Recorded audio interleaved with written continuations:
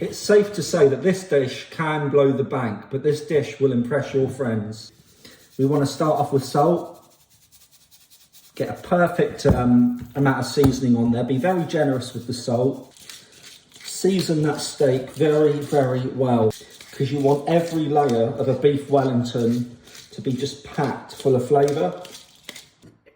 In the pan, olive oil, smoking hot temperature, always. And your steak goes in. What you want to do is you want to well colour that steak on every single side, and you're not cooking the steak, you're literally just colouring it, you know, you don't want it in the pan for too long. Be generous with that steak and its colour. Already you're locking in all that flavour from the salt and the pepper. And when that steak comes out of the pan, you're going to glaze that with any mustard of your choice. Some people use Dijon, and some people use English mustard. Personally, I prefer English mustard myself. That fillet of beef doesn't really have a lot of flavour in it. It's the most tender cut, but it doesn't really have any flavour in it. So you get all that flavour from everything that's going to be wrapped around this Wellington. It's not flavourless, but it's just the most densest of flavours of all the different beef cuts. And of course, it's an investment. It's a lot of money to spend just to ruin a Wellington. And we're not going to do that today. If I didn't make it at home.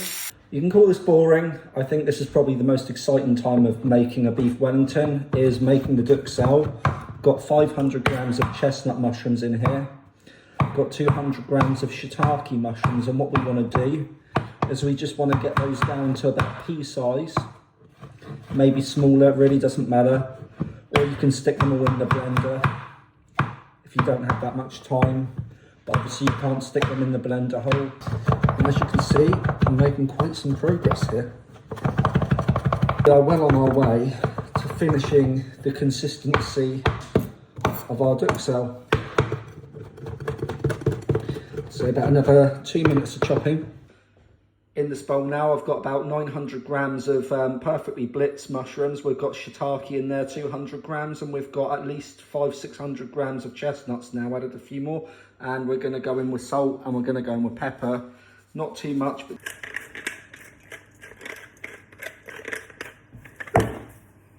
no duxelle would be complete without a generous amount of thyme. And hand-picked off my plant today. I'm going to put that straight in the mix. Only a little olive oil in this pan now. You don't want too much. What you really want to do is you want to dry out your mushrooms. Once your oil starts to smoke a little, you know that the oil and the pan's hot enough to put your duxelle in. Most importantly, you don't want to turn that pan cold. You want to get all that moisture out of those mushrooms. This is what's left in our pan now. All the water has evaporated from the duxelle. We've got beautifully cooked out mushrooms. Dried them out quite nicely. To be honest, if they stayed in the pan much longer, as you can see, they'll stick to the bottom. So, you know, we're happy with the consistency. For my crepes, I'm going to wilt down my spinach just that little bit. Try and get all that colour out. We're going to blend it up in a little cup of water. And we're going to go and put that in with our crepe batter. Spinach in the blender.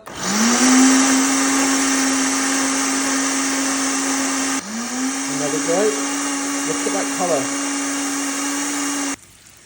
Along with that, for the crepe, we're going to go along with about 2 tablespoons of melted butter. So we're going to crack in 2 eggs. In about a cup of flour. I generally know how much that is, so I just pour that in myself. Go for about half a cup of milk. Then we pour in our spinach. Give that a good mix up. That is beautiful, that.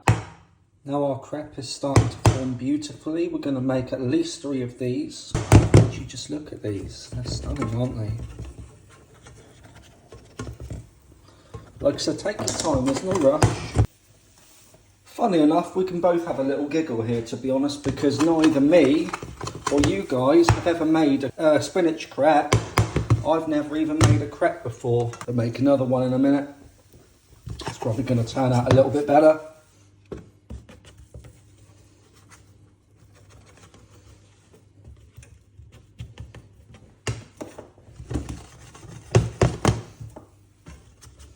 Naturally, that crepe is quite new. So what you'll come to find is at the moment, it's sticking to the pan. But the pan is non-stick. And the more that cooks, as you can see, it's no longer sticking to the pan. Whenever you flip any food, the more nervous you are, the more likely you actually are to drop it. So get a bit of confidence and get that crepe to the very edge and then give it a flip. And just like that, we did it. Now I've got my duxelle and my crepes made. To be honest, I might already have too many crepes, but it don't really matter. We can just get rid or cut off any excess.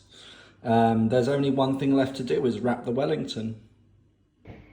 Now I'm going to be absolutely cheeky and I'm going to give my beef Wellington one final season. Season in the pan, season out of the pan, because to be honest, it's so big, it's not going to be very easy to over season. And then, yeah, maybe bring our beef a little bit over here more. Nice and tight. Roll it really well.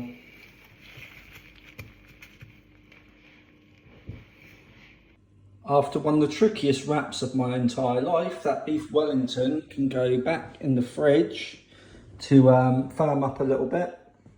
Now, whenever you make a lattice, if you don't have no roller, the most important thing is where you make your cuts, you want to start scoring a little bit further down, just in the middle of where those cuts were. One thing I kind of noticed when I used store-bought pastry, unfortunately, is that it comes pre-rolled, but it's never really big enough in the box or long enough out of the box. Rolled it a little bit thinner, made a lattice, but naturally it didn't stay together, but it almost became a bit of a failure. But we could just about say that we've gave it a good enough top to say. Started to poke out, so it's just sort of patching up a area really, getting it in the oven, not messing about too much with it anymore, just get it in and see the results. Well, my second homemade beef Wellington ever has come out of the oven. Little bit of room to improve on. Naturally, these things take a long time to really master. You know, you might want to make at least 5 or 10 until you're really, really serious and successful about a Wellington. But, you know, I'm actually still quite happy that it's turned out like this. To be honest, that's very edible and it's very delicious. Made in my house, doesn't really matter how it goes down, but you know, it stayed together really well.